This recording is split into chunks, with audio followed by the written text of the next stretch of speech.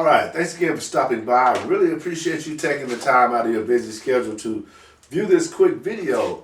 This week's videos were on the different branches of government, right? With all the impeachment things that are going on right now and how things are taking place, I wanted to do some research and share some information with you guys about how all that works.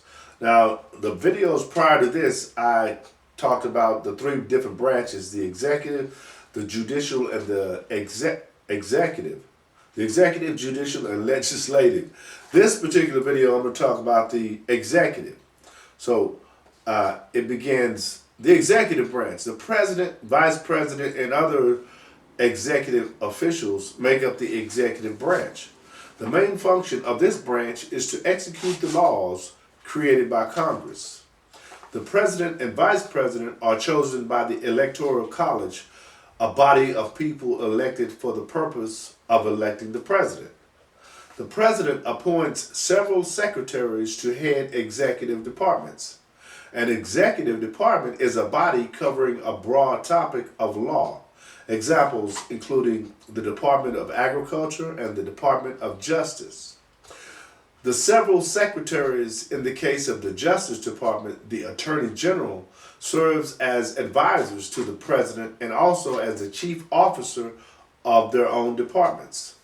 This group of advisors is collectively known as the president's cabinet. The president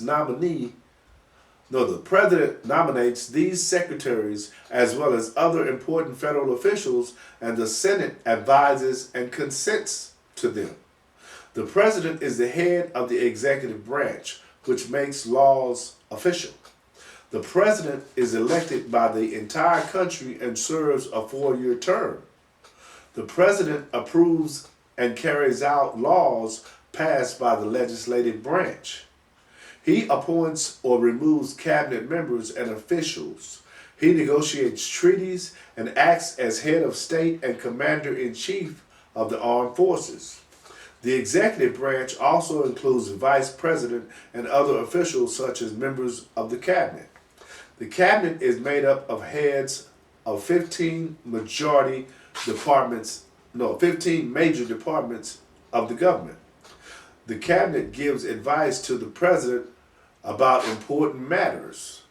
Now, this cabinet that I'm talking about consists of the Secretary of State, the Secretary of Treasury, the Secretary of Defense, the Attorney General, the Secretary of Interior, the Secretary of Agriculture, the Secretary of Commerce, the Secretary of Labor, the Secretary of Health and Human Services, the Secretary of Homeland Security, the Secretary of Housing and Urban Development, the Secretary of Transportation, the Secretary of Education, the Secretary of Energy, the Secretary of Veteran Affairs.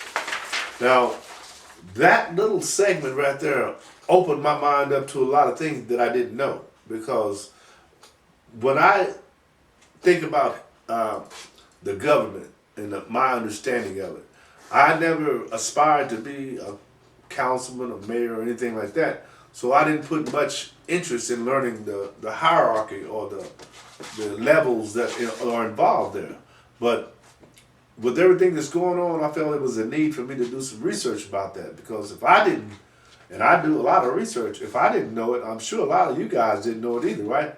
So I want to share some of that with you and let you get a kind of a feel of what's actually taking place and how they are able to manipulate things, because a lot of times things are controlled by money.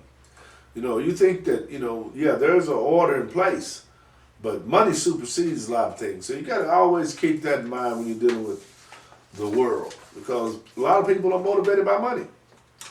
You may be one. My name is Larry James. My company is Speakwithlarry, and I'll see you on the next video.